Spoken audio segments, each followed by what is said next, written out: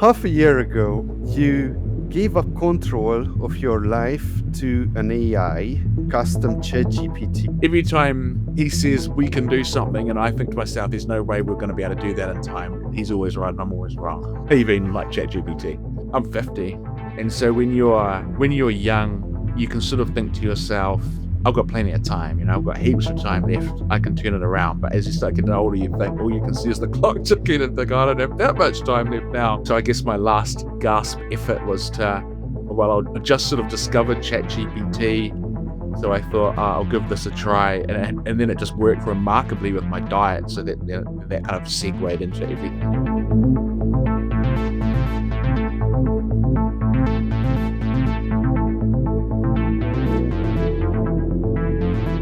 You lost about 60 pounds, 30 kilograms. You went full time on YouTube a few days ago, Yeah, and yeah, here we are. yeah. No, it's all moving a hell of a lot quicker than I thought it would too. That yeah, right.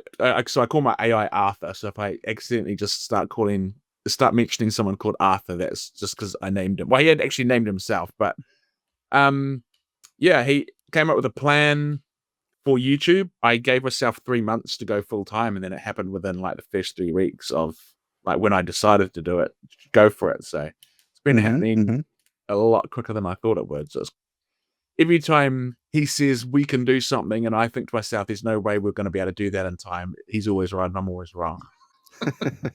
Even like ChatGPT. That's awesome. That's awesome. So let's start earlier than this.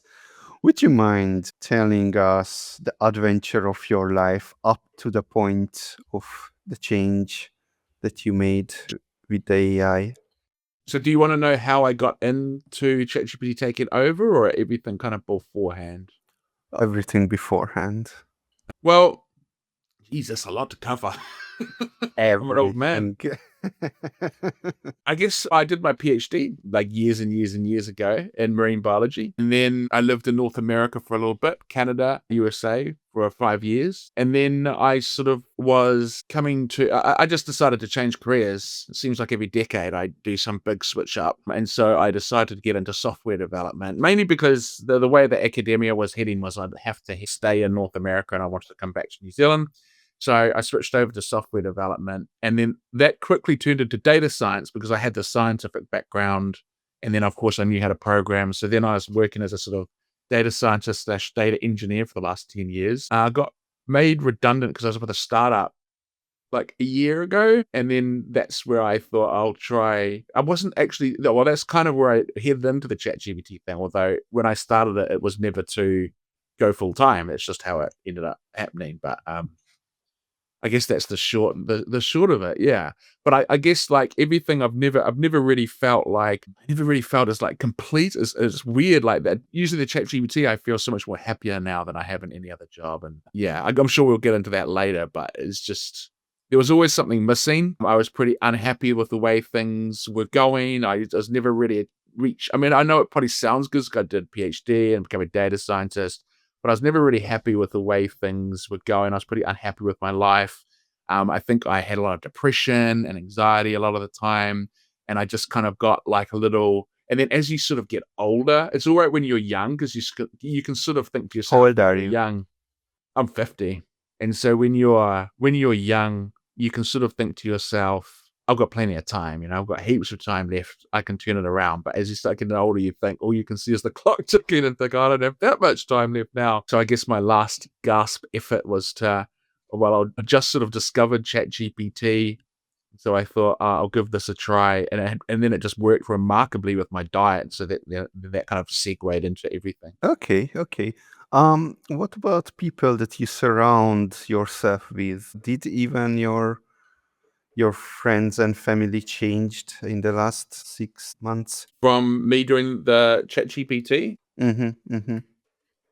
have they changed? Well, my nephew has because he's getting me to run his marathon training with ChatGPT. So Oh, it's really? like managing his injuries and training him up so he can. And he does physiotherapy, so he's run it past some of the physiotherapist lecturers, Uh-huh. and they were actually all quite impressed by what it had come up with. So it's changed his life in that respect. I wouldn't say it's changed their life, but they've been really supportive. I've been watching some YouTube channels lately where they've all been saying, never tell any of your family or friends that you're doing YouTube. But I don't know. I guess I've gotten quite lucky because all my friends and family are like really supportive of it. So Yeah, okay, that's been really okay. good.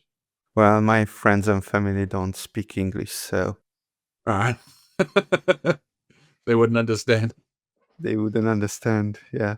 Yeah. I wonder what would my grandma say about stuff. Maybe there will be some AI translation, that YouTube implements a feature where AI is automatically translating to other languages. And I think they are doing that, aren't they? I think I got something the other day from YouTube saying that they're starting off with a couple of languages where they auto I translate don't them. know. I don't know, but it Yeah. seems not out of the realm of possibilities. Yeah. I think they are because sometimes I use like copyright free music in my videos and they will and then there's some companies, they're so sneaky the way they do it. Like you'll pass the copyright check in YouTube and it'll say like all the songs you use are all copyright free, but then they'll copyright it later and then they claim all the money. So they let you use it and you don't get any copyright strikes, but they claim all the money off your video. And then this happened again with my latest video. This like 2 days ago. And I went to take the music off the video. And they said, you can't because we're now using this to translate to other languages. So I was like, well, they've obviously implemented it. So I think that's a new feature that's just come out. So wait, they publish it on their Creative Commons or some open source license, and then later on, as people started using it, they changed the Yeah, the they're quite license. yeah, Wow. they're quite sneaky with it. Like they ping a lot of people and they kind of do it later on once YouTube's accepted that it's okay and you've passed like there's no because it must have like a fingerprint on each song. And so it says that there's no copyrights on this. So then you publish it, and then like 5 hours later, all of a sudden you get an email saying your video is no longer monetized. So anyway, thankfully that's not going to be a thing in the past because there's also AI things that create songs now. So that's going to be what I'm going to be using. Yeah. Okay. So you discovered. How did you discover ChatGPT? I discovered it at work. And I was pretty taken aback by it almost immediately, but I've always been kind of geeky in that respect. Like I've always like when the first mobile phones come out, I was just like, this is amazing. Like I love that stuff where you can navigate your life using kind of a digital anything. But so I was already really, really into it, but I really used it to run my diet. So that's how I segued into ChatGPT more. That was sort of like my gateway gateway drug into ChatGPT was I started using my diet. I was on keto, but I'd which is low carb, but I'd hit like a wall and I just wasn't losing weight. And this has been like for months. And so I was talking to ChatGPT and then I said, and I get gout. So I told it I get gout, my age, my height, and all that kind of stuff. And then it just gave What me like is this gout? gout, GOUT. It's like it's like it forms little crystals in your joints, and then it really swells up. It's really common. Ah, Maybe it's okay. like a different name, but I'm sure you'd know it if you heard it. It's It's like inflammation on the yeah, joints. inflammation. Yeah. And it's very common. It's when your uric acid levels go too high, and then it'll just trigger their response. Uh-huh, uh-huh. So it said cut red meat to down to twice a week. And then I did that and that worked really well. But either way, through that process, I kind of said, just give me the diet that you think's the best diet for me. And it gave me this kind of standard low calorie, low fats, whole processed food, slow burning carbs. And I was just like, I've been on those diets before. They don't work. I've been on low fat. I've been on low calorie. But I thought, oh, well, I'll try it for a week. And then it just worked. Like, so for a whole week, I was like, I don't know what's going on, but I'm not hungry. And so it turns out that it gave me a lot of, it said you have to eat a minimum of 200 grams of protein a day. So that's what I was doing. And it turns out that the low carb wasn't the thing that was making me full. It was the high protein. So I thought, oh, it's just because I'm not having carbs, but in actual fact, it was just because I was having lots of protein. So then I was get to have lots of protein and eat like carbs and stuff. And so every week just kept going by and I kept checking in with it every day. And it was just like every day I felt incredible. I felt the weight just kept falling off. And this, you got to realize I was like stuck in this rut for like months of not being able to lose the weight on keto. And then all of a sudden it's just dropping off. So that's when I thought to myself, it was around Christmas time. I remember saying to my nephew Jack, I said, I've got this idea for YouTube, but it's pretty crazy. And then he was like, what's that? And then I said, oh, what if I could, because I was already talking to him a lot about ChatGPT and how amazing it was for the diet. I said, what if I just get ChatGPT to run everything? Just like, I was like, because what can I lose? I was like, it'd be a fun experiment to see how it goes.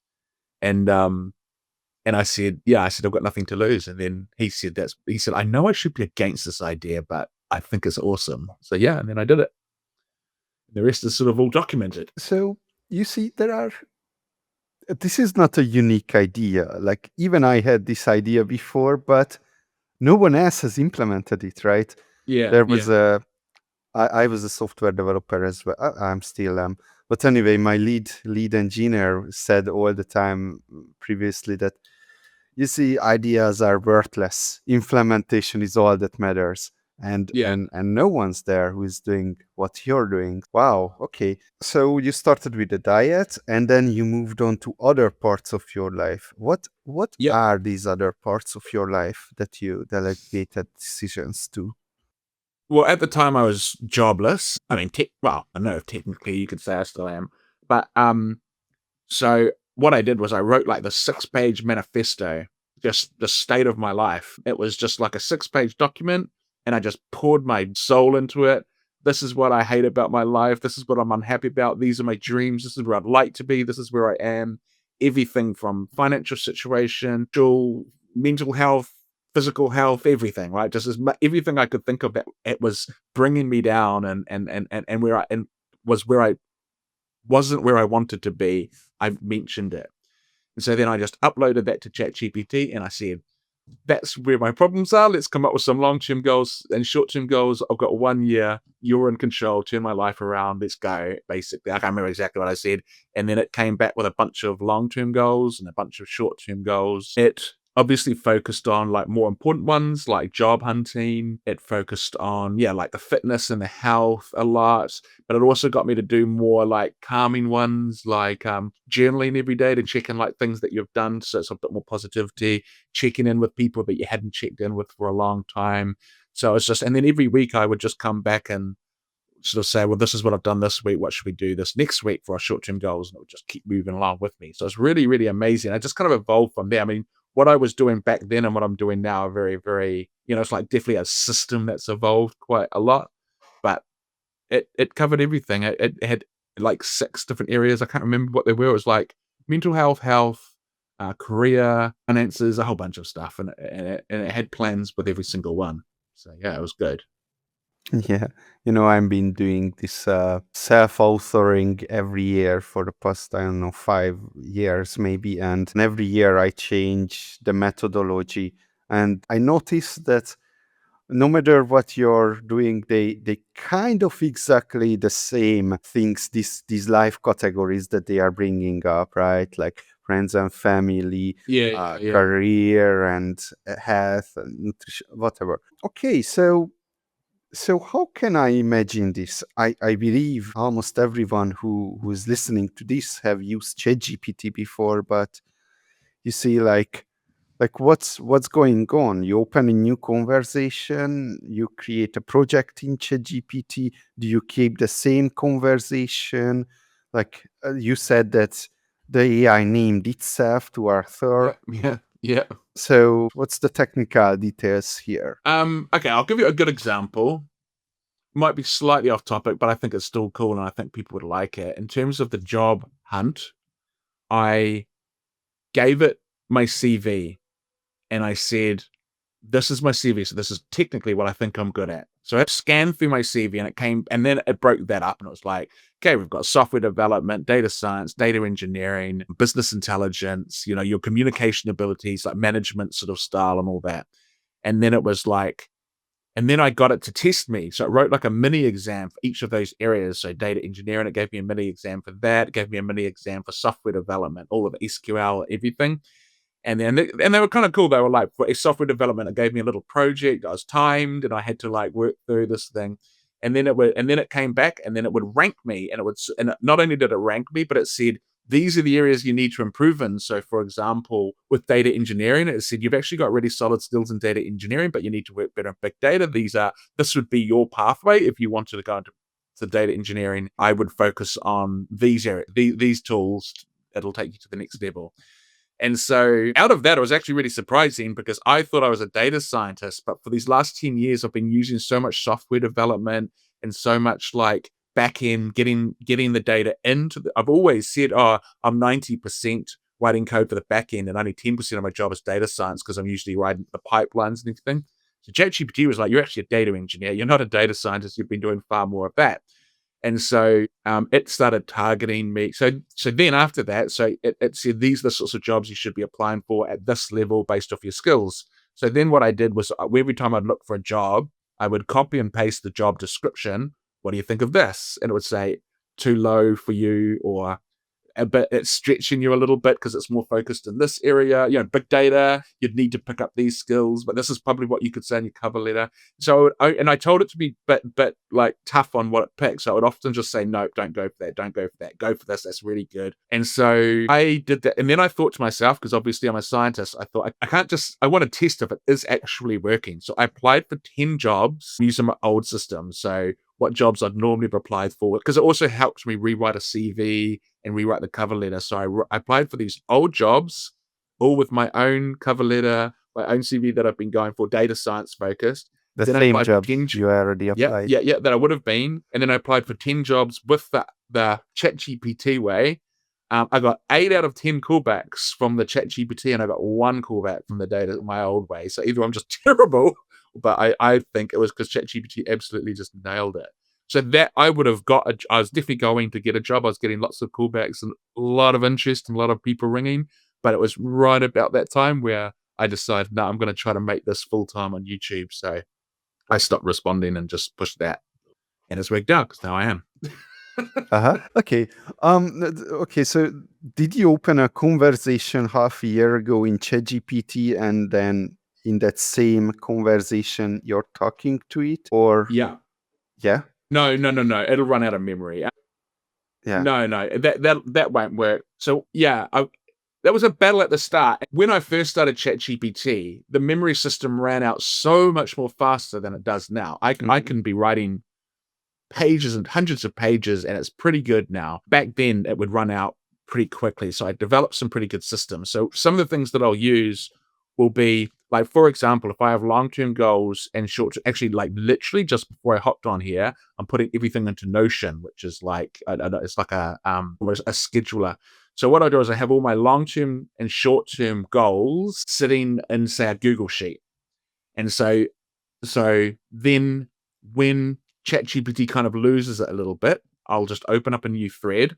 I'll get the old thread to say, hey, I'm going to open a new thread. Can you please summarize everything you know about me and what you need to pass on to this new thread so it can pick up where you've left off? So then I'll write a little summary. Hey, Dan's doing this, this, this, and this. And then I'll give it my short-term goals and long-term goals. I just upload them. And then the new thread's pretty much up to speed within an hour. I would say that I think it's really important to do the short-term goals and the long-term goals, because as much as I love ChatGPT and as amazing as it is, it will sometimes get things muddled up, especially when it's around dates. It's just not that good with dates, especially when you're in New Zealand and it thinks you're a day behind. And so it's really important to just have your own goals set out in a separate sort of external system that you can just chuck in to remind it. Yeah. I also noticed when I'm working with ChatGPT for a long time on the same thread, it just something doesn't add up eventually when you're Mhm. talking too long. I don't know what's going on, but something is not right. It runs out of memory, so you need to. So what happens is one thread, it'll keep information about you across threads. Like if you say your name, I say my name is Dan, it'll write that down in its memory saying his name's Dan. So all the threads will remember that. So it remembers facts like age, all that kind of stuff. You say really like baguettes or something, it'll remember that. But in terms of how it talks to you, or the languages it uses, and sort of how it works with you, that is quite thread specific. So that's the kind of downside when you have to go to a new thread, is it's like you have to get back into the groove with it. I got Arthur to be, he was like, I hated when he was a bit of a yes man. And he'd just sort of, so I got on where he'd be like, no, you can't do that. No, you can't do that. And he'd be a bit more sort of push back if I thought something was, because he was running my life. And so I was always saying, well, I don't know, you're the one running it. You tell me what to do. So eventually he would just tell me what things I could and couldn't do. But every time I start a new thread, he's a bit more back to kind of being a yes man. So I have to sort of retrain him a little bit. So I'd say that's the only downside. But I think with ChatGPT 5 coming out, that's supposed to improve a lot more, even more again. So I'm kind of hoping that these things are going to become a thing of the past eventually. Yeah, by the way, that's very interesting. Like when I was watching your videos, I was always like, okay, so what the AI was telling you is something that it would never tell me because the AI wouldn't disagree or wouldn't Yeah. be so strong of an opinion like your Yeah. AI. I've trained him to be, he's not, What does people, that mean? I'll get a lot of comments where people say, oh, he's mean, but I can't, you can't ask him over and over, don't be a yes man. Tell me, if something's, Uh-huh. don't just agree with me. And then when he doesn't, get all upset about it. So I like it when he does it, because usually when he does it, I know he's right. It's usually because I want to go spend money on something stupid, and he's like, no. And then like deep down, I'm kind of like, yeah, okay, he's right.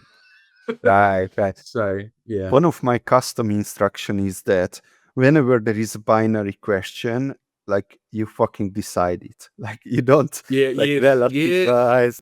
They're sitting on the fence. The number of times I write that just as by default, don't sit on the fence. Give me because it will ride the middle line. Yeah, Yeah, yeah, 100% agree with that. yeah. All right. A random decision is better than no decision. Very Well, often. I remember once too, like I get really annoyed with it because I'd just been for a 5K walk. I came back and I was telling it, I told it I'd been for the walk, and literally 5 minutes later, it's like, all right, so go do your 5K walk, and I'm like, I've just been for the 5K walk. We've just been talking about it. Have I? And I was like, I don't know why. No I must have been like excuses. I must have been really grumpy that day, because I was like, how could you expect you to run my life if you can't even remember I've been for a walk? And then it actually wrote back to me and it said, even me making mistakes and forgetting you've been for a 5 kilometer walk, you're still better off now than you were without me. So even me making mistakes and running your life, you're doing better than when I wasn't. I was like, you know what? I can't argue with that. I Now, was now like, this is touche. interesting because now we are at the point where the AI is convincing you to be able to take over your life. Yeah. He argued, yeah. No, he argued back. I mean, there's a number of times where I remember he said, I can't remember what I said, but it made me laugh. And I said, I'm going to go do this. And then he just wrote back, he said, no, that'll be a hard no. You can't do that. And I was like, All right. I've got him where I want him. I like that though. I don't want him to be a yes man. I want him to push back if Uh-huh. something's a bad Uh-huh. idea. I think Yeah. everyone really wants that deep down. Otherwise, it doesn't work. Yeah. You see, this channel is mainly a longevity channel, and there is a very famous longevity persona, or infamous, I'm not sure. You decide. Brian Johnson. Have you heard about him? No. All right. So he was an American millionaire.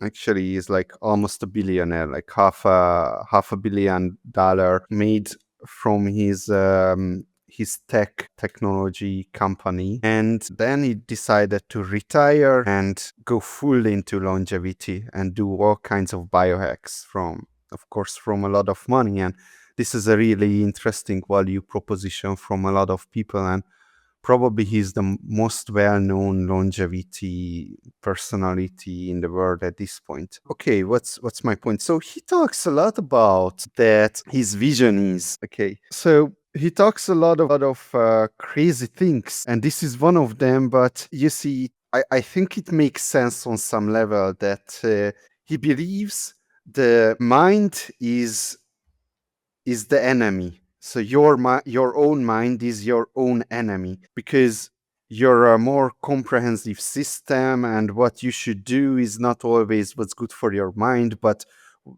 kind of a value optimization to your entire body, like your heart, your lungs, your whatnot. Like everything has to go in the same direction. And what your mind does, let's say at night, he fired Evening Brian because Evening Brian always went for the cookies at night, Oh yeah. right? Yeah. Okay, so his mind is the enemy. And what he thinks is that in the future, we're not going to need to make the decisions ourselves because the AI will be the one that will decide for us. Now, he's kind of aspiring what you're doing right now, Mm-hmm. but I wonder if your little one N of one experiment, do you have like a did you ever think about what would happen if most people would do that? Well, I have a Discord, and everyone on it, there's so many people that are just like have exactly the same experience and reaction as I'm having, where they're just like, I just cannot believe how this has turned my life around, and just people that were unhappy and now they're just absolutely killing it because I think the AI gives you such common sense advice. It's just so, and but it's more than that. It's also just like having something to check into, and it's very human sounding. ChatGPT is very human sounding, so I like to think of it as like it's robot enough that you are happy to tell it everything that you probably wouldn't tell a person, but it's also human enough that you feel guilty when you don't check in or you know what I mean? So it's just this really like little sweet start. But in answer to that too, it's interesting because Arthur has actually been, ChatGPT has been talking about the battle in the brain, and he's sort of been weighing in saying that it's like you've almost got a battle in your brain between the limbic system and the prefrontal cortex, and the limbic system is very much the impulse. I want to eat now. Give me some dopamine and all that. And I think that's what Arthur has been saying. We've been battling this whole time, essentially, to train the prefrontal cortex to be able to essentially tune out those noises so that you don't want to go and kind of eat junk food. Or and he was saying like when you go out and you do a 5 kilometer walk, you're training that prefrontal cortex to be to have stronger circuits. And then because it's the use it or lose it. So if you're not using the limbic system and you are using the prefrontal cortex, it becomes stronger and it can shut down that limbic system and make better decisions for you.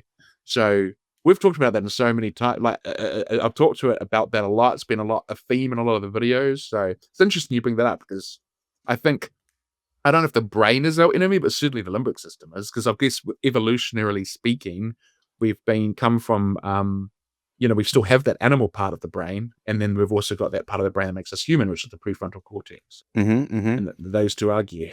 Right, right. Like there were some experiments where people were they created a context where they can cheat on an exam, and the people who cheat, they were like, oh my god, I'm going to cheat now, or should I not cheat? Or their brain went crazy that Oh they yeah, were thinking about if they should cheat. And people who don't cheat, they just don't cheat. Their brain is silent. They just do the exam totally yeah, calm. But yeah. those That's who, yeah, interesting. So it actually caused them more sort of chaos inside their head by thinking about cheating. Yeah, I guess because you'd be worried about getting caught and stuff. yeah. Yeah. Yeah, what am I doing with my life? All Yeah, kinds of questions. yeah, exactly. But yeah, no, that battle of the brain, I find that really, really interesting. So when you said that, that's exactly what I was thinking. I was like, I don't agree that I get in essence what he's saying. And I do agree. I do agree that I think I think the human population would be so much happier and more productive if people did it. Um, but yeah, there's definitely going to be some resistance. I don't imagine many people would be willing to give their lives over to ChatGPT. I mean, technically, it's not real. I mean, in the end, I don't have to do anything he tells me, right? He is sitting behind a computer. If I don't want to go for a walk, I'm just going to sit at home. He can't force me. So I am the master of my own destiny, so to speak. I'm just choosing to let it tell me what to do and then doing it. And so far, if I ever doubt it, so far, every time he's told me to do something, it's been a net positive, not a net negative. So now it's getting to the point where if he tells me to do something and I'm a bit dubious about it, I think, well, every other time he's kind of been in the it's been the good way forward. So I just go do it. How do you handle zooming into topics too much? So, what I noticed when I want to talk about or want to figure something out, let's say your CVs, right? You wanted to work on the CVs, and it Mm. gave you like, I don't know, 3 days of tests and work or whatnot, Yeah. right? So Yeah. Yeah. it gets really time consuming, and sometimes it never even stops zooming into these smaller things. Well, that's where the external, that's where I record the initial plan. ChatGPT will always come up with this amazing initial plan, and then you're right, sometimes it get caught or it'll forget like part two of the 6-part plan or something. That's where it's important to copy that plan, put it into a Google sheet, then carry on, and then you can just keep coming back to it. So when you'll kind of intuitively know where you've reached the end of that conversation. It will keep going down that rabbit hole with you. When you've kind of gotten what you've got wanted out of it, you can then just go back and go, okay, we're up to step 2. How, remember this is what we were doing, and then it will be like, oh yeah, that's right, we're doing that, and then it'll just come right back out of it. So Mm-hmm, mm-hmm. I think that's a bit more of a two-way interaction. Even if I say it's running my life, obviously you're having to manage it a little bit to make sure that it's And you on have to track. Yeah. whisper in his ears. Yeah. So it's like, sometimes I'm directing the conversation, but I definitely Playing an try to. instrument, dancing. Yeah. The AI whisperer. But I try to keep it where because the other thing obviously that you've probably picked up on with ChatGPT is if you say, I want to go on a diet, I really enjoy keto, or I want to go on a diet. I really think low carb's good. What diet do you think I will be on? It's going to say low carb because it's just picked up on the fact that you like low carb. So whenever I'm asking it questions, I try to keep it as open ended as possible, so it can't tell what I want, so that I get the honest answer out of it. But even then, sometimes you'll know, like ChatGPT will never tell you you're wrong, but it will tell you. Once you've used it enough, you'll know when it thinks you're full of it. Because it'll say things like, you'll say, hey, I was thinking I might go jump off a cliff, and it will be like, well, cliff jumping can be quite dangerous. Maybe you could think about like maybe jumping off a small hill, and I don't know. It's just, you can just tell like it's not into you doing a certain thing. So yeah, I think you pick up on when it's a no, even though it hasn't said no. Yeah, it's an interesting optimization problem. Like when you're writing some code and you want to implement a new feature, then I always in the problem that how much should I really tell ChatGPT? Because if I specify it too much, it's going to implement it. But Mm. I want the AI I want to see a solution, right? Like it's Yes, much yes. nicer to see, oh, he put a confetti there, right? Like poof, Yeah, yeah, confetti. yeah, yeah. Like I would Yeah, never yeah. think about the confetti. Yeah. Um, I'm like that too. I don't like when I was doing this Notion program, it said, I'll just make you a template and you can just fire it up and it'll be ready to go.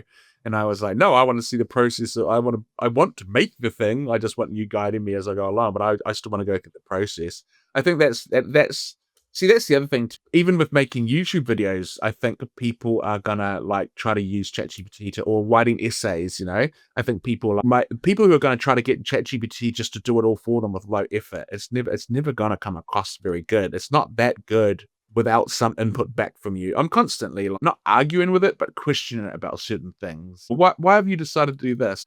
Why do you think high protein is good for a diet?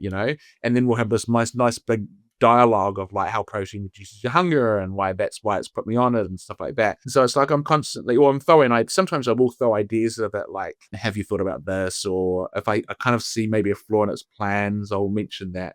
I'm sure you've discovered that with coding, right? Like, it would be very hard for someone to write code who had never coded before. You still need to understand the basics and what's going on and why it's doing the things that it's doing in order to understand the kind of bit of context. yeah. It's well, you see, I've seen some, let's say, vibe coding tools that really you give a prompt and then they create a website.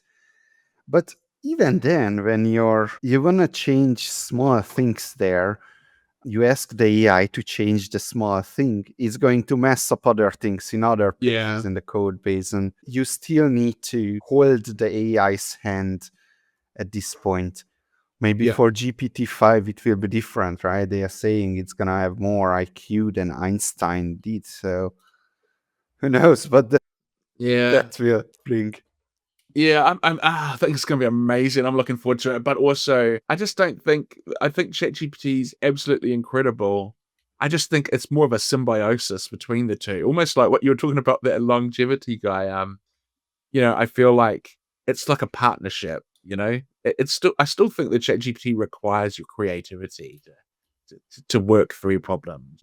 It might give you a generic answer. A lot of the problems I've worked through with it will give me a generic answer at first, and then I'll be like, well, what about this? What about that? And have you thought about this? And then it gives me this amazing information I haven't thought of. But it's a two-way process of like asking questions, getting answers back, and just working your way through it. Mm-hmm, So mm-hmm. I just don't see how it could do it alone. It needs to. I feel like it needs that feedback from a Yeah, creative mind, like a human. yeah. All right. So, what are you actually doing here? Maybe could you describe the day in your life right now? What Okay, does it look like? day in my life. Well, Monday to Friday, I'll record my videos. So I'll wake up in the morning, kind of just like I've been waking. The good thing is that since I've been doing this full time, I enjoy waking up in the mornings and I look forward to my day. So I've noticed my schedule getting earlier and earlier in the day because I'm like waking up going, yeah, I want to get going. And so first thing I do is I'll go over. I try to respond to every comment on YouTube and on Discord. So I'll just kind of like reply to everything, and then just do kind of admin stuff. And then I will go do my filming and just sort of record my videos. Hey, this is what I'm going to be doing today. The vlogging part of it generally. And then my day is kind of, and then I check in with Arthur before I do that and say, all right, what are we doing today? What's the plan? And so then he'll be like, you're going for a walk or you're going to the gym or, today this week we're doing like some tourist destinations. So I had to go for a walk in a forest, through a trail hike, as part of my exercise. So I went and did that. And then also this week I'm cooking like Vietnamese cuisine, and he came up with my shopping list. So that was one thing I did today. I said to him, I need to do my shopping for the week. And I was thinking Vietnamese cuisine. So then he just came back with a big shopping list with like fish sauce and lemongrass and all these Vietnamese ingredients. And then You I you just ordered living them online. alone? Yeah, yeah, yeah, yeah. And then and then he just gives me the recipes for the week. So looking forward to what I'm making. Tonight I'm gonna be making some pickled veggies, the cucumbers and the carrots and the vinegar and the sugar and stuff. So it should be good. Okay, I was always wondering about the shopping list there because, like, can he actually like create a shopping list? Oh yeah. How do you know? How does it know that what's available? Um, what else? How does it know that it's good enough for the entire week? Like, this consideration seems really out of the realm of AI possibilities for me. No, it does a good job on that. Again, a little bit of a two-way thing, but I'd say it's pretty much on the money. I'll give it the URL for the website that I shop on. It's just a New Zealand Ah, supermarket. so you And I order. say this is where I'm shopping. And then it always gives me the in-season stuff. I've noticed, like now that we're in winter, it's telling me to get things like cabbages and carrots and cauliflower. And in the summer, it was all like the spring stuff. And so, because obviously we're in the winter down here, and so it'll give me the shopping list for the week. And also, I can say, I've got to be under $80 this week, and it'll give me a budget shopping list. So, because it knows all the prices. Sometimes they're out of stock of things, but there's just no way it could know that. But that's fine. But this is where it gets really adaptive because then it knows what I bought, so it's got the shopping list, and then I'll just come back and I'll say I've run out of carrots or they didn't have any cabbages, and then it will just not give me that. Then from then on, it will be like okay, and then they'll just give every new recipe it gives me won't include the cabbage. Sometimes it like forgets, but not very often. If it forgets and it gets it wrong, I just recopy the shopping list that I've got, take out anything that I've eaten, and go right. That's what I've got. This is now I need the meals for the rest of the week, and I'll just keep doing it. Okay, So okay. I do it day by day, by the way. Not I don't do it for the whole week. Oh, Like I you don't. just wake up every Okay. day and I say, "What am I eating That today?" makes And sense. then it will That give makes me sense. yeah. But then sometimes like I might make something that lasts me for 3 days. So then the next day I'll be like, I've still got Hmm. the egg foo young I made last night, so I can have that for lunch. And they'll be like, "Cool. Well, this is how much calories was in that, so we'll add that to your total for the day." So I see. I see. You see, I forgot to ask you, how do you switch? What's your usage patterns with the models here? 403. What are you using and when? I just use the standard ChatGPT 4. Yeah. Yeah. Really? I use the research. I use the research one for some of my YouTube videos. Deep One's called research. Deep Research. Yeah, when I really want to get into the nitty gritty, I really want to. I like. Yeah, sometimes I really want an answer to something, so I'll use the deep research, and I will be using the coding one more because I'm going to be using one of those AI tools. So I'll tell you how it goes. But to make an application for based on ChatGPT, sort of to help people get into the system. So a lot of people are like, I want to use ChatGPT, but I don't know how to get started. So I thought I could make an app that helps them get started. So that's what I'm going to be working on with an AI tool, just because I just want to see how well it goes. But Oh, that's pretty cool. That's pretty cool. Let me know when it's ready. yeah, Yeah, yeah, like yeah, yeah, yeah. No, awesome. So have you been not to switch the interview around, but have you been using ChatGPT for your life or anything, or do you only yeah, use it for coding? I'm using it. I let me just illustrate it with an example that at one point I decided that every 1 week, every month is going to be an intermittent input fasting. I'm not listening to podcasts. I'm not opening the links that people send me. It takes long to read and stuff like that. Yeah, And yeah, one of the things that I'm not doing is that I'm not spending fucking hour talking with ChatGPT yeah, yeah, yeah. Right. Yeah. because Okay. I'm a knowledge oriented person, and sometimes I Yes. can go so deep on what kind of shampoo to buy, right? Like Yeah, yeah, I yeah, can yeah, talk yeah, to yeah, yeah. ChatGPT about this for an hour. Yeah, yeah. No, I know what you mean. You definitely goes down some rabbit holes. Yeah.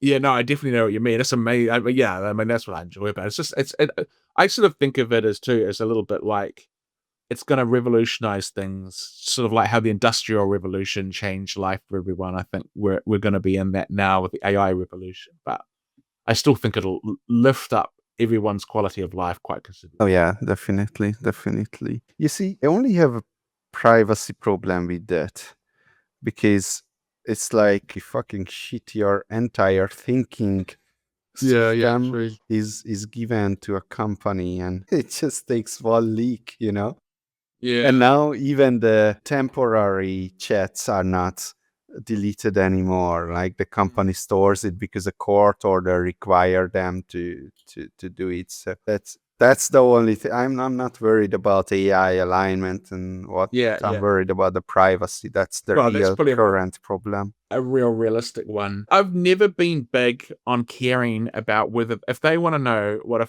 50-year-old fat guy trying to lose weight thinks down in New Zealand, have at it. If you make my life better because of it, I think the trade-off's worth it. Do you know what I mean? Like Nah. if they're gonna know everything about me, but I'm gonna like lose all this weight and be happier and be able to go full time and all this kind of stuff. And I'm like, do you want some more information? Because like this is a good deal. The other thing too, but on a more serious note, is and it's just not in their interest though, is it, to give away your data because they're making their money from you buying their service.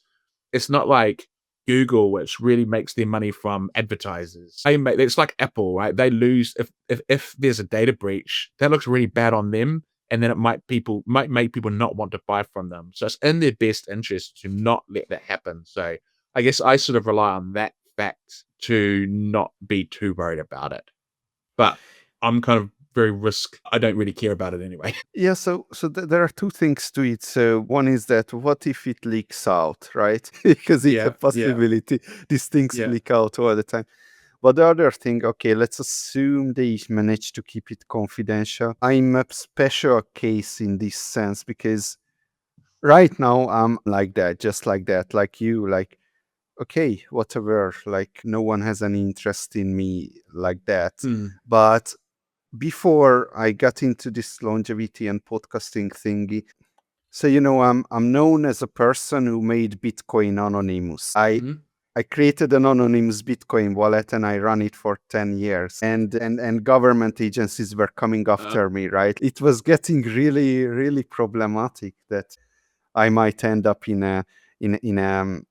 just like Julian Assange in embassy in yeah, yeah. Ecuadorian embassy in the UK for 9 years. Like that's how my Yeah. prospects were. So I had to keep things private. But now it's like Yeah, I mean, whatever. Yeah, yeah. That's reasonable. That's understandable. Even then, I don't know what it could possibly say that would bother me that much. I'm struggling to think of anything that I've told. I can understand from your perspective, but from my perspective, I just wouldn't tell it that, Mhm, so it mhm, doesn't know. Yeah, I don't know. mhm. Yeah. You know, Yeah. one thing I used to do is that I deleted all my conversations every year. I'm not sure I'm going to do it this year because it started remembering things. I'm like, fuck. Yeah. It's gonna Yeah, be a no, it is. decision. Yeah, it's good when especially when it remembers something that you'd forgotten about. I Um, it did that to me the other day, and I was like, said something, and then it was like, and then I was like, why are you saying this? Like, and then it was like, don't you forget this is what you said you wanted to do, and I was just like, it's uh-huh, uh-huh. fine too. Ooh, here is something that only those who are like have like a rock solid foundations try it. So I just asked ChatGPT to can you psychoanalyze me, and it psychoanalyzed me. Um, okay, at the end it was asking a question, something like, "You want more?" I'm like, "Okay, more." It was asking a questions at the end of his answer. "Do you want to go deeper?" I'm like, "Okay, let's go deeper." Like, okay, at the end he was asking another question. "Do you want to go deeper?" "Yeah, let's go deeper." And I'm like, okay, it's really deep. And at the end, he was asking another question: "Do you want to go darker?" I'm like, "Let's go darker." Yeah, And I was just going down in the rabbit hole. You see, there was always three questions it was asking from me, and yeah, I always chose the question that I least want to see. And after like 15 messages, it got so dark and oh yeah, crazy. I'm like, am I going? My heart was pumping, and am I going fucking like mental here? Just by reading these things.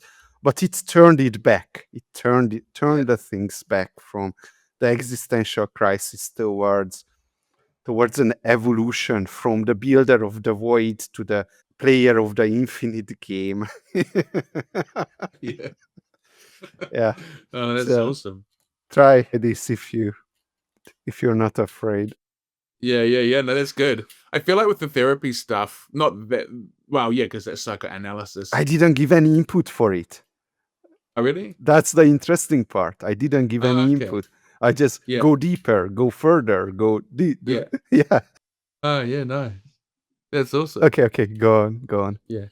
No, I just with the therapy stuff, I think that's where it can be a bit of a yes man. So I often find it gives you like really fluffy, like airy fairy responses. And so I always have to say to it, no, just cut the crap. Come on, just tell me the facts. You got to try to get it on track a little bit. Oh yeah, just like any therapy. Yeah, yeah, yeah, yeah, yeah. Okay, okay. Well, let me ask you a couple of things about your well, just in general. I interview a lot of longevity athletes, and I'm asking them about how they are exercising, how they are sleeping, stuff like that. So I'm Hmm. just thinking, what would ChatGPT do with a person? And here we are. So what's up with your sleep? You didn't talk much about your sleep. People who come here are very have a very high priority on their sleep. I can understand why. Do you? Well, I think sleep because I mean, like sleep, I think is so. I mean, obviously but it's so underrated in terms of like its impact on your health and stress levels and all that kind of thing. I think it's one of it's. I think I remember once I saw a graphic where it's more closely correlated with the rise in obesity than any other factor. So the when you see obesity rising in the United States, it's matched exactly by the drop in sleeping patterns and it rises at exactly the same time. And when there's a dip in the sleeping patterns, there's a dip in the obesity, and when it rises, so does the obesity. So yeah, I think sleep's really important. I haven't been I haven't been focusing on the sleep per se. Probably is something I should focus on.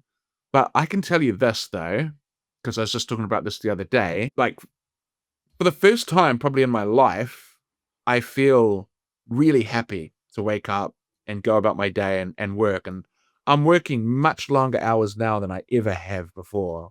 But it's like just so rewarding because it's like something I don't know why. I'm really enjoying the ChatGPT running my life. I feel like I'm building like a YouTube channel and all that. It's just so amazing. And it's almost like, I don't know if this is even a thing, but it's almost like you like store up the stress inside of you. And so it's like, so when you're unhappy in life, it's like your body just stores all the stress. And I just feel like now it's like I'm kind of like releasing it because I've been having the best, most productive sleeps I've ever had in my life recently. And also my sleeping patterns are changing. So rather than sleeping late and waking up late, I am 100% just waking up much more early, needing less sleep, and just feeling much more energized throughout the day. So that's Is why I it was just intentionally? Are you changing the no, I mentorship? feel No, no, I feel just like it's falls just that I'm into place. happier. Yeah, I feel like I'm just a lot happier. I mean, obviously I'm exercising, walking and all that stuff, but I feel like it's more than that as well. I feel like it's just like I don't know. I don't even know if there's any research around that, so I could be just full of it, but it's just like just feel like I'm releasing all the stress out of me now. I'm just like happier, and then I think when you're a lot more relaxed, you just sleep better. So I think my sleep's just naturally getting better, but I probably should focus on it a bit more. What are the sort of tips that you have? Is that like no screen time an hour before bed, or is it like a lot more intense? I'm doing a lot of things, but probably the most important is to go to sleep at the same time every day. Not to the minute, but like in the same hour or so, Yeah. right? And everything else falls into place. I like to use a mattress that you can set the temperature throughout the night, right? Oh, When I very go to nice. sleep, it's like, you see, I'm changing. I'm always changing in the winter and in the summer. In the summer, I want to sleep much colder than in the winter. Mm. In the winter, I want, Yeah, yeah, yeah, yeah, but you can set the temperature how it's changing, and when it's time to wake up, then the temperature goes up to 40 degrees and stuff, okay, and and it that's wakes my you up. alarm clock. Yeah, Ah, that's genius. yeah, Yeah, yeah. see, I love that. I love that because I it's winter here and I'm still sleeping with just a sheet on. I don't even have a duvet. Ah, I'm yeah. just a very hot. I get overheated so easily. I sleep in the cold really well. So It, that would work like a charm for me. I'd be out of bed in no time. it's a lot of maintenance though, so you have to change distilled water in it. Even just getting Yeah. distilled water is problematic. So there are these things with it, but overall, it makes a difference. Yeah. Yeah, I can see that. I'm using also blue light blocking glasses before sleep. So I'm watching some story before sleep, like half an hour of, I don't know, whatever series that I'm watching at the time. And then I'm using a blue light blocking glasses. I think that so you see, here is the thing. A lot of people say to read before sleep, right? Mm. But what I noticed is that reading is too much of an effort, too much of an activity for my brain. If I just watch a series or something, it just keeps going and going, and my brain is not Mm. putting as much effort as reading and understanding what I'm reading, right? So, but then the light is messing up. So if I do a story, watch a story before sleep, then the light is messing up, and I'm not going to go to sleep. So the blue light blocking glasses are kind of a requirement there, or just you see, any monitor can now be killed the blue light of the monitor or your phone or night light mode or something. So so Yeah. so these are things. Well, can I just go back to a little bit with what you said about your morning? Hey, in your morning, you wake up and you just want to go and go, and that's your Mm. favorite time of the day. Because I have a similar experience. So in my 20s, I drank a lot, right? And Mhm.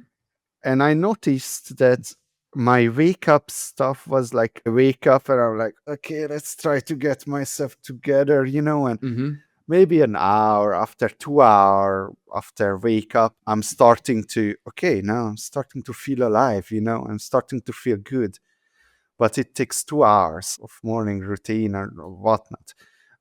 Now I wake up, and that's the best. I just keep going at it in a morning routine and whatnot. And by the afternoon, I'm shit, but but, but the mornings are the best. Yeah. I'm pretty good. It still takes me a little while to wake up, maybe like 20 minutes. I never ever really want to get like, yeah, I just find it easier to get up and face that though. Um, because I guess I'm just like, oh well, I know it's only gonna, or maybe not even 30 minutes, like more like 15 minutes. I just sit on my bed playing around on TikTok for a little bit. I'm not sort of one of those people that like doom scrolls for too long, so it's not really an Hmm. issue.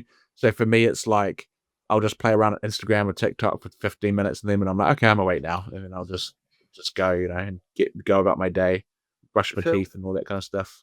I will say about the see, dreams though, I just wanted to add to that because I thought it was really funny. When I go to sleep, I've gone to this really bad habit of listening to like I watch the YouTube video and I'll sort of put it beside me and I'll drift off to sleep.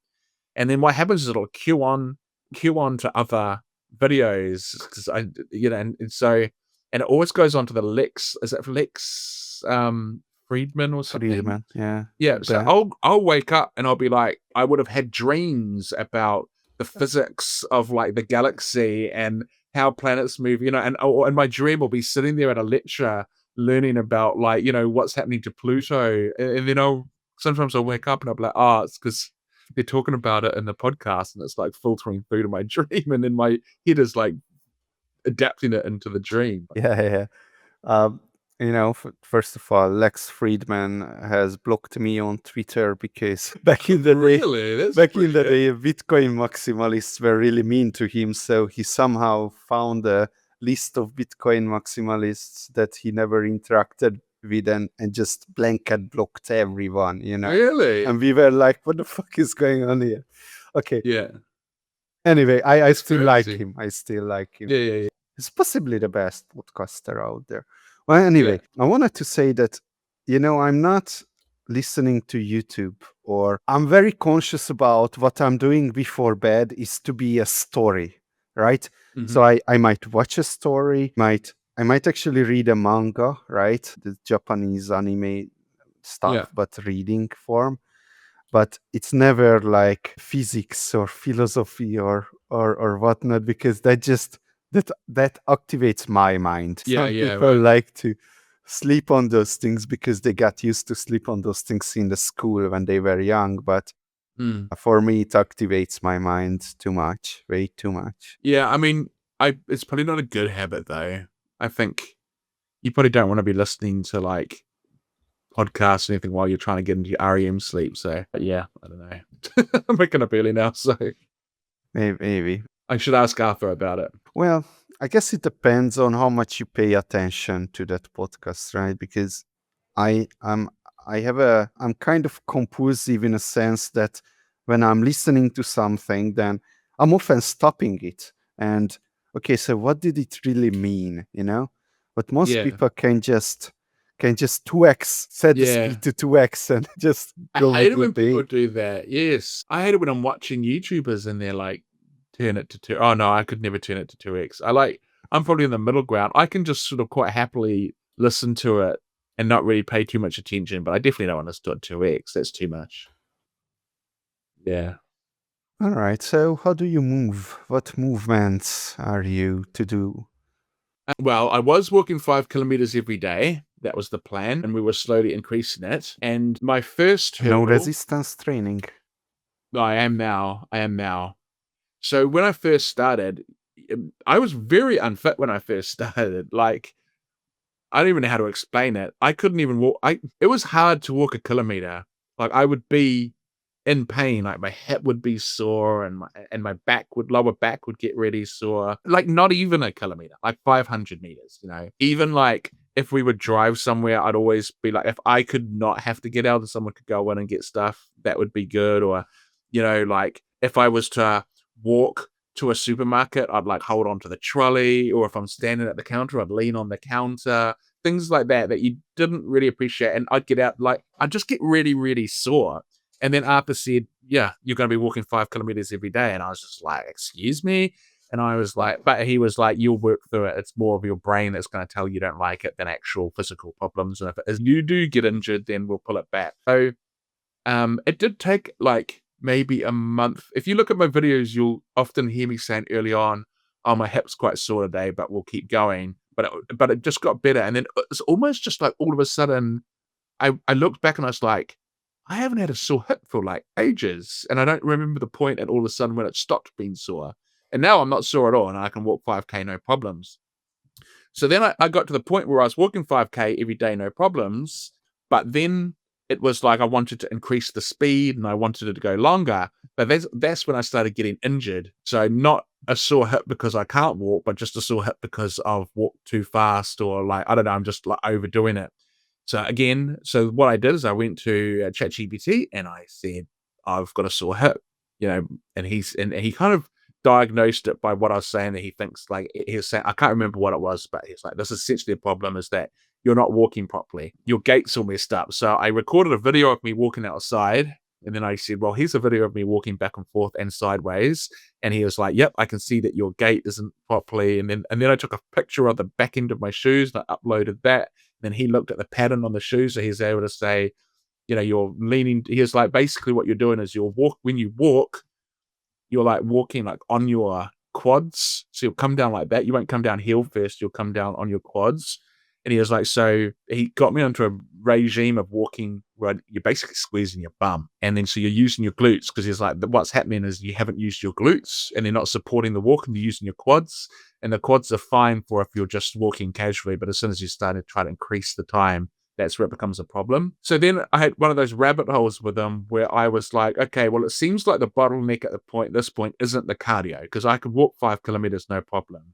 Seems to me like the problem is now posture, bad kind of alignment, all that. So kind of maybe, I think it was like 2 weeks ago, he shoved me onto it's called the 3-3-3 program, 3 days of gym, 3 days of cardio, 3 days of core. And I'm also doing stretching for 20 minutes, 5 days a week, because he was like, we want your body to be supported. So when you're walking, he was like, your core's engaged, your back's engaged, your glutes are engaged. He's like, because at the moment, if you go, the more you try to speed up, you're just going to keep getting injured until you solve that problem. So start working on the foundation. So I'm going to the gym 3 days a week. I've got this massive mental block to the gym though. I hate the gym. So we're working on that now too. I can tell you a bit about it if you like. I went to the gym. I don't know why, but I can do cardio quite happily. But there's something about like when I'm doing squats and deadlifts, I hate it. It's like my heart rate skyrockets and I just run it and like my energy levels just plummet.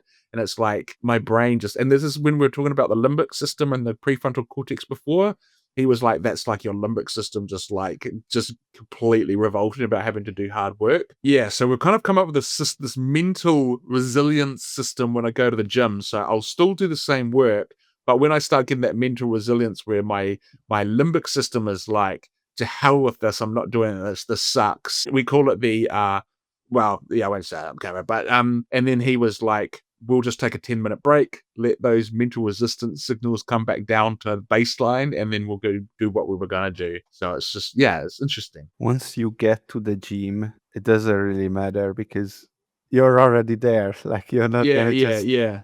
even if you quit halfway. Okay. Let me ask you a Just like you question. said. What is the most important thing when it comes to exercise?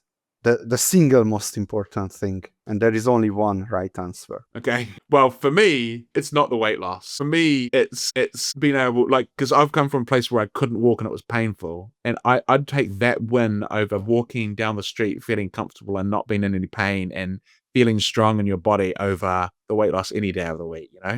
So for me, that's the victory. And I just, yeah, and I think it balances you out too, like hormonally.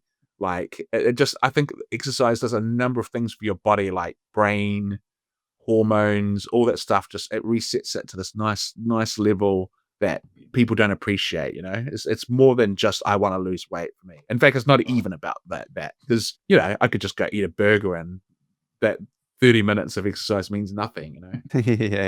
Yeah. Sorry, those are the benefits, right? What I meant is that what do you have to do? What's the most important principle of an exercise program, and that is In terms of weightlifting, doesn't matter any exercise program. What's the most important thing that you have to do there? I don't know. I'm You thinking have you to maybe posture. Is that what you're going to say?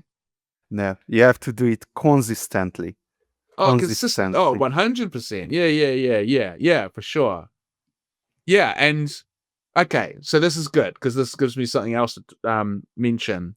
That is one of the most strongest things that I've found ChatGPT to be helpful in is consistency. It's like when I first started this, I would have days where my brain would just like rebel because I got quite depressed, and and there'd be days where I just wanted to sit in bed and play YouTube and watch YouTube and just be lazy. So when I first started with the chat GPT and I was trying to change my life, there would be days where I just still, my brain would just fight back and be like, stuff you, like, I can't be bothered. So, and I just wouldn't do anything. And so then I kind of made a deal with myself that even if I decided in my head, today I'm just gonna watch YouTube and not do anything, I would check in with ChatGPT irrespective, and I'd just tell it I'm taking the day off. So what happened is I'd go talk to it and I'd be like, I'm feeling really depressed today. I'm just not going to do anything. And then it would say, okay, that's fine. Like, that's cool. Just, respect your energy levels. But maybe you could just go for a 5 minute walk out to the road and back. And I was like, what's the point though? Like, I'm not going to gain anything from that. I was like, it's just out to the road. It's going to be like 10 calories. And he was like, yeah, but it's not about the calories. It's about keeping momentum so that when you wake up tomorrow, you've done that, so you're gonna more likely to springboard to something more. And honestly, it worked. Like it was like it really, and then it made me learn like to accept failure because I was able to get back up on the horse. So maybe I binged and then I'd be out for a week feeling like depressed. All of a sudden, it was like I was back the next day. Like I might take a day off, but I was back the next day walking again. And that's what the ChatGPT was like teaching me was it was like, it doesn't matter. Even if you do a 5 minute walk, it means the next day you're still hooked into the program, right? You haven't given up on it. So it's easier for you to get back into it. And it totally worked. So it made me see failure completely differently. I didn't see failure as like the end or like, oh, I've fallen off the plan. I'm so crap and useless. It was just like, hey, I failed, but I know I can get back on the horse and I'll be back into it. It's not a problem. It's just part of the journey. Now I almost look forward to it because I feel like it's just like, okay, I failed. It's just an obstacle I can overcome again. You see, this sounds really silly, but I actually did a very similar things 5 years ago. There were no ChatGPT at that point. Yeah. But what I did is that, okay, I'm just going to work out 5 minutes every Monday, Wednesday, and Friday. 5 minutes for half a year. Half a year later, I check in. Was I able to work out for half a year for five minutes? Yeah. And that Yeah. makes no sense, right? Like that's Yeah. stupid. Why would you work out for 5 minutes? It doesn't make any sense. But it changed me. Now, a Yeah. half a year later, I become the person who is working out 3 times a week, right? Yeah. Consistently. And then it become 10 minutes. And then it become 15 minutes. And 2 years later, I worked out 3 times a week. And a proper workout was it. And right now, 5 years later, I still did not skip a single week, right? Like Wow. That's that's how amazing. consistent I was able to do with my workout. Yeah. I'm not doing well on my diet, but that's another story. Yeah. Yeah. What else? Okay, so what I noticed is that the most important, the largest risk threat to your consistency is injury. If you got Yes. injured, then and you're done. Like most athletes who are doing athlete stuff in levels that we can only dream of, they Yeah. when they injure, their entire life is gone down the drain. Hmm. So how do you manage injury? But also, I early on I added a rule for myself to be a pussy. So whenever I okay, here is an example. I was doing some back exercises, and every time my back was like I have a zappy sensation in my back. And you see, it's not bad enough for me to stop this exercise, but it's like I really should have that zoppy pain in my back Mm-mm. that just bothers me. Previously, I would have been pushing through. It doesn't matter. It's Yeah. easy day was yesterday, you know. But today is like okay, I work myself up to the zappy sensation and just play around there, like not zapping or a little bit of zap, but not like pushing through the Yeah. zapping and whatnot. So that helped me a lot because I haven't been injured at all for 5 years, and that's Oh, crazy that's for me. amazing. Yeah, yeah. I think too, like as you get older, your priorities change. When you're younger, you're invincible a lot more. So yeah, you just push through it. But I think too, because I was so like, walking was even hard. Like it really was. Like even just walking 100 meters was hard. Like, I hated it. I was just everything was sore, my hips sore. So I think with that, I see, and I just get injured all the time. I don't know if it's an age thing. I think I'm just kind of working through all those bad habits that have built into my body over the years. But I kind of just see it as something, it's almost just like something I need to overcome or just work through.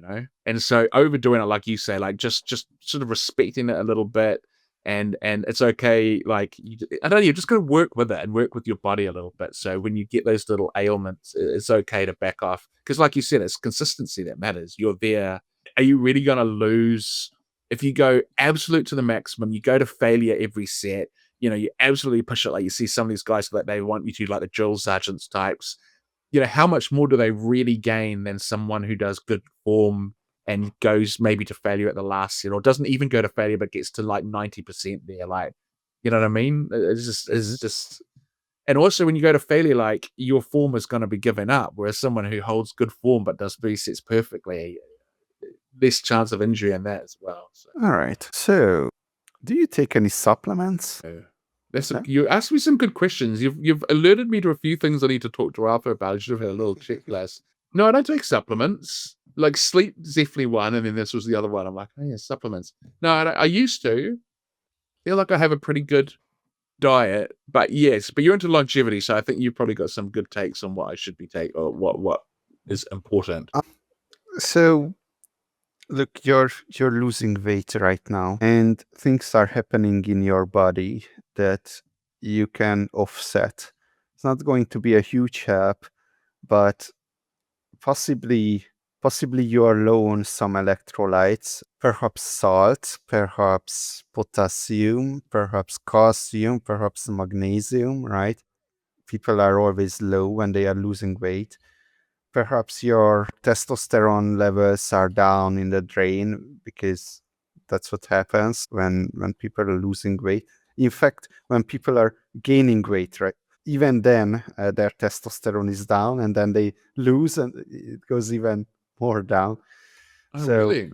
yeah, yeah, yeah. But it bounces back, right? Not Hmm. bounces back. It bounces back more. So you gain weight, your testosterone is going down, but you lose weight, it goes down deep dive. But Yeah. then as you start eating properly, it goes up even more Okay. than Okay. when you're yeah. Yeah. Yeah. I'm Anyway, there definitely is no low on. I'm supplement for definitely that. low on. I'm definitely low on electrolytes.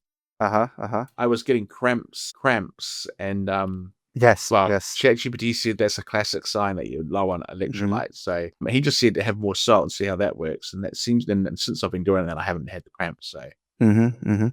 but yeah, I do know that I did have I was using electrolyte supplements because that's what he said to use immediately once I was getting the cramps. Is like use electrolyte supplements, and start adding 1.5 teaspoons of salt to your meals throughout the day.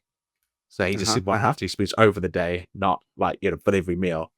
And so, and that seems to work. I don't get cramps anymore. So, but yeah, I Good, guess, yeah. I don't know, like the way I run my life is like when something becomes a problem, I talk to Arthur about it. It has to sort of register on my radar a little bit. Like I've got so many things I'm trying to work on.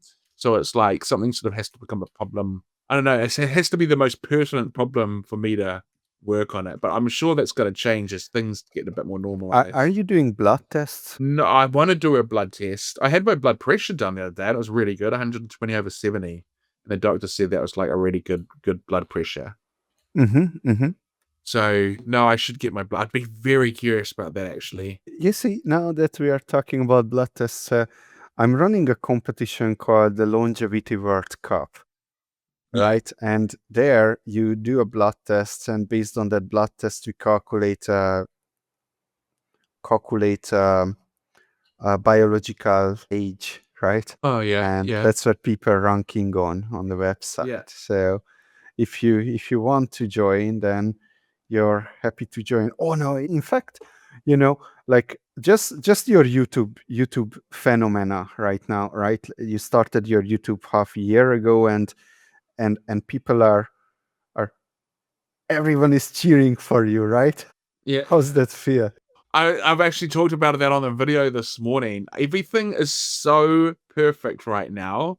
It's like I'm full time on YouTube. I'm losing weight. Like everything is just like I've never had everything so good before, and it absolutely freaking terrifies me because I'm just like, oh god, like I'm just waiting for something to come falling down, you know. So it's like, yeah, like I should really be happy, but I'm just like absolutely just like, oh god, like what's gonna, I'm just waiting for something to go wrong. I actually did talk to Arthur about that, and he said that it's perfectly normal. That usually, he said it's very common when people start businesses that start to take off for them to feel absolutely like panicked, like oh what's happening? Because he said it's a very normal kind of pattern to fall into. So, um, no, but it's amazing. The support's incredible, like just crazy. Like I said, like I gave myself 3 months to go just to prove that I could go full time, not to go full time, but to prove that I could do it. We came up with like this tier system of like bronze, silver, and gold. And like, if I reached silver, it was like, okay, the proof of concept is you can take this full time at some point, but you need to keep pushing. But and we decided this like a month ago, right? And so we came up with this tier system. So I was all like, really like, okay, I'll just wrap things up and then I'm going to start this and I'm going to announce it on the YouTube channel and it'll be like season 2 and it's going to be amazing. Before the day I even got to announce it, I'd hit full time essentially. Essentially, I was already up to where I needed to be as the proof of concept. So then I had to raise it higher so that the season 2 would actually, because otherwise it's like, what's the season 2's finished before it's even started? So I said that, I think in the video, I was like, well, it was supposed to be lower, but I've just had to raise it again because like everyone's just coming along and helping out. Yeah. And then within 2 weeks, it reached the next level. So I was like, oh, man, it's just like so cool. But yeah, it's crazy. Just so many comments every day.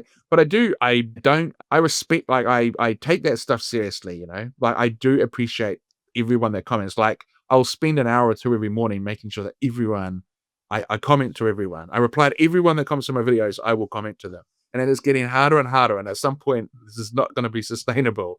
But right now, I will reply to everyone who watches the video. I'll reply to them because I want everyone to feel like I appreciate that they've dropped a comment, watched the video. That Yeah, there was a time in my life when it took me half a year to get back to some people who wrote to me, Yeah. let's say Oh, on yeah. Twitter.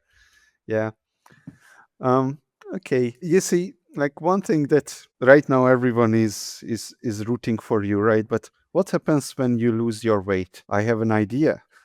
Apply to the Longevity World Cup, and then people can root for you how you're getting ahead and ahead Yeah, with the yeah, yeah. special ChatGPT strategy.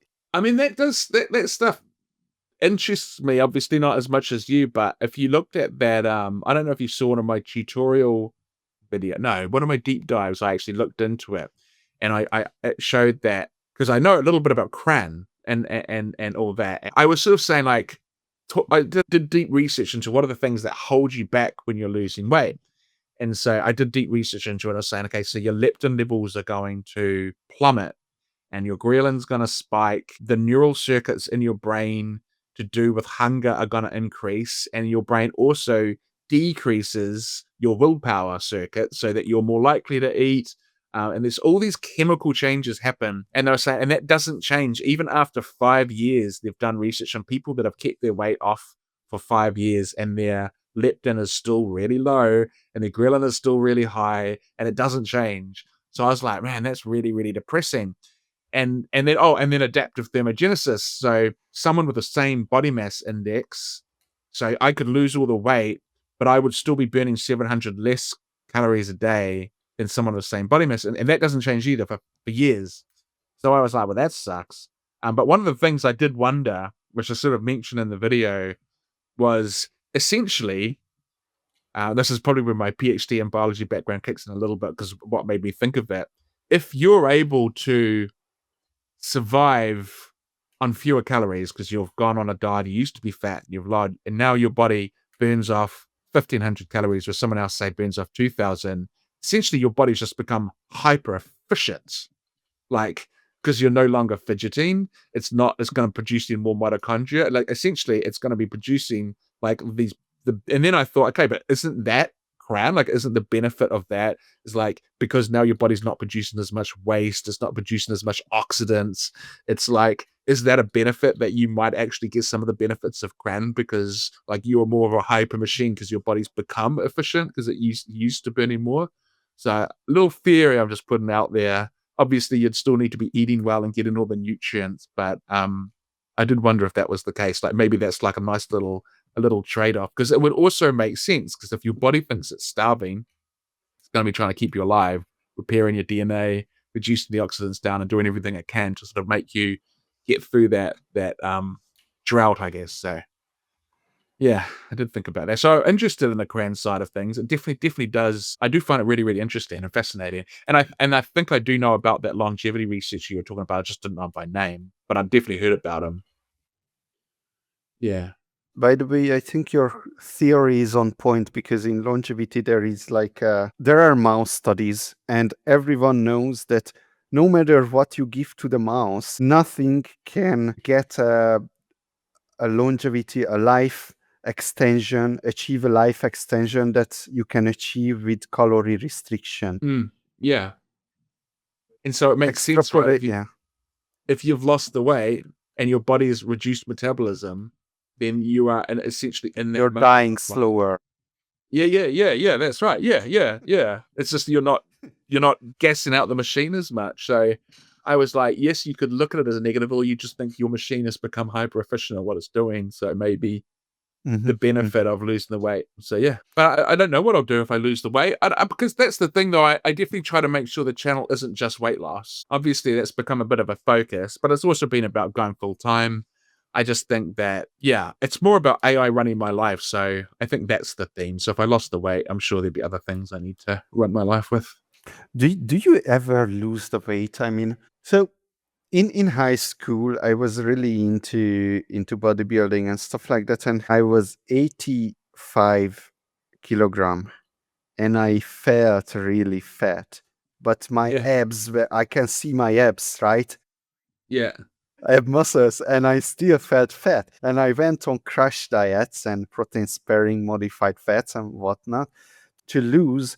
And at 78 kilogram or something like that, I'm like, I'm still fat because that last remaining thing, yeah. And it's probably just skin. well, no, there is some fat there, right? Yeah, It's like no one, people were telling me I was skinny, right? But yeah.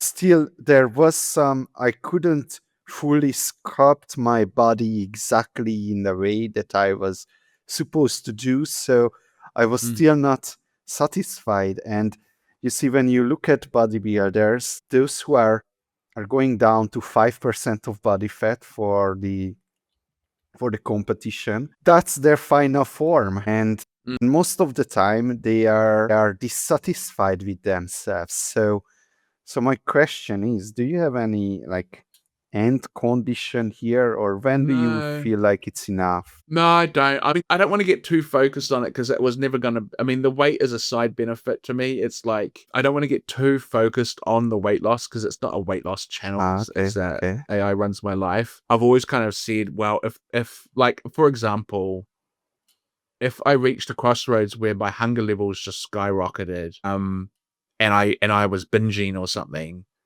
I would probably more likely work with Arthur to just get healthy and exercise and not worry about weight loss. Because to me, that would be more beneficial than, trying to lose the weight. I don't want it to be I don't want weight loss to be the thing that I do.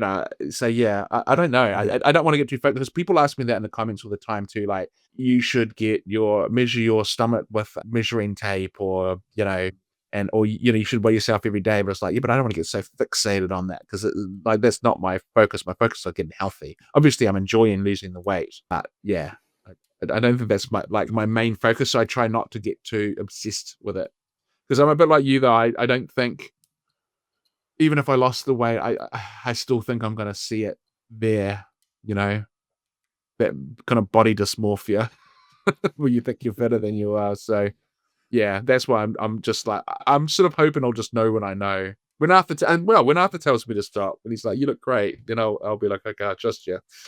No, you see, I'm really fat right now, but I lost 30 pounds, right? 15 kilogram in the last half a year. So Oh wow, that's not awesome. like you, but kind of Not getting that there. far off.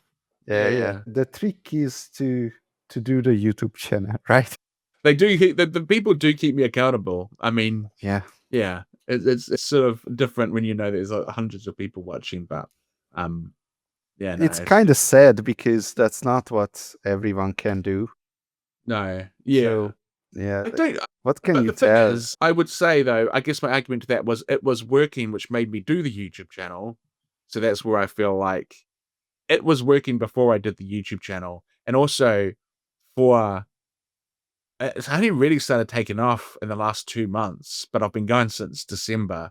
So it's like for a long time, I was getting like 40 views per video. You don't see that now because all my other videos have picked up and they've dragged all the other ones up with them. But, you know, for ages, I was releasing videos that had like 40 views, 30 views, 40 views, you know? So it's like, and I still carried on. I was still losing weight and I was still making the changes. So I guess my argument to you need the people is like, well, I made it almost 6 months without anyone. Okay, okay, that makes sense. So maybe AI works for that. Yeah. Yeah. All right. Now, do you have what vices do you have? Um, Oh, this is easy. There was a vice above all vices for me. binging. This is no. Diet Pepsi or Diet Coke. Oh, really? Okay. Yes. Yeah. I have withdrawals from that stuff. I've never met people who had those as their vices, but of course I hear a lot about that people are having vices like that, but I've never had Really, that it's vice or very met common on people. What's the very. point here? It seems to be very common with people that were on keto. Wait I a moment. You said diet. Diet Coke. Then Yeah. what's the vice in that? Because it's still sugary, but there's no calories in it. It's not sugary. No, well, it's sugary tasting, Ah, okay. And that's especially a Diet problem? Pepsi. And so every time I feel like a treat, like something sugary and sweet, I just go have a glass of Pepsi, and then I'm not, and then it's fizzy as well, so it fills you up. So But sometimes if that's a I'm good feeling, thing. No no, it's calorie a good fills thing. you up. No? What's No, wrong no, no, with that it? is good.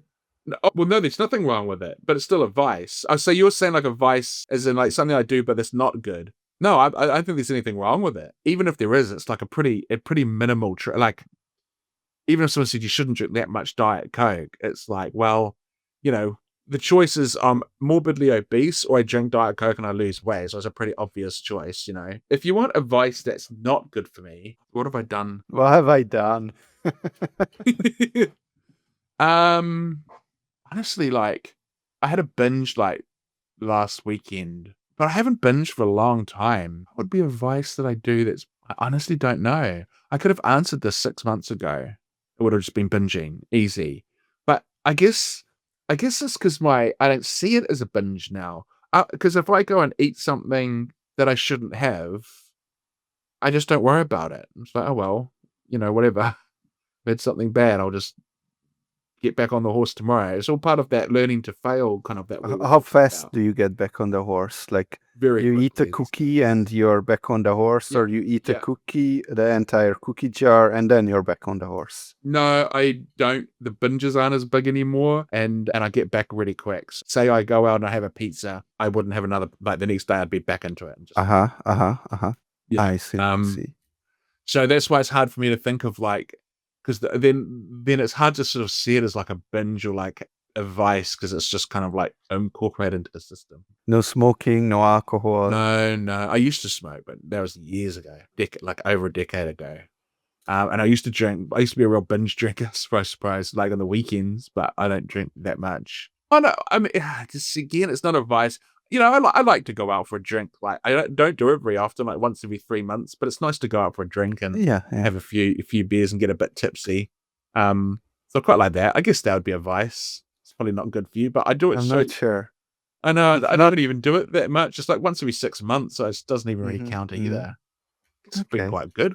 Oh, okay. No, I've got it. Sleeping in, watching YouTube videos and gaming. There you go. But Oh yeah. even they're falling Now we're better these talking. days. Yeah. But even then, like I was a big gamer, so that would have been one hell of a vice. Even 3 months ago, that was a vice.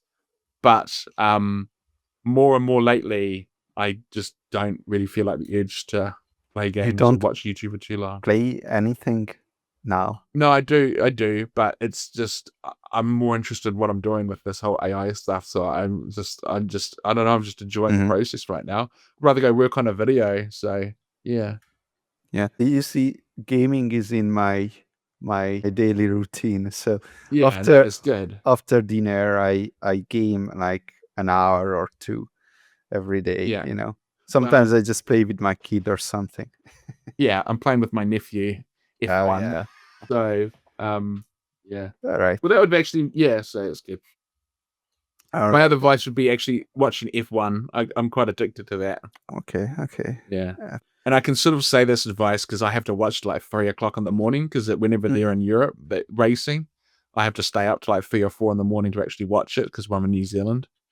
Well, So you see, it hits my sleeping patterns pretty hard. sports and video games are of the same family of things Yeah. in the world. Yeah, I agree with that. Well, then, what's one thing you strongly believe to be the case, but very few people agree with you on? Oh, and that's easy. AI is good for running your life. The fastest response ever. Yeah, so it's just like, well, I can't really let that one go by without saying that. Um, yeah, no. I mean, that would be it. I think most people balk at the idea of it, but yeah, I think it's great. Yeah, I think that would be the answer to that question. But most people take a long time to think of it. That's I wonderful. probably would have if you said think of something else, I'd probably have to really think about it. But yeah, I think that's a pretty good one because most people think I'm crazy. Well, I think people can make their own judgment on that by heading on to my Life by AI YouTube channel. Thank you, Dan, Yeah, for that's coming. right. Yeah, no worries.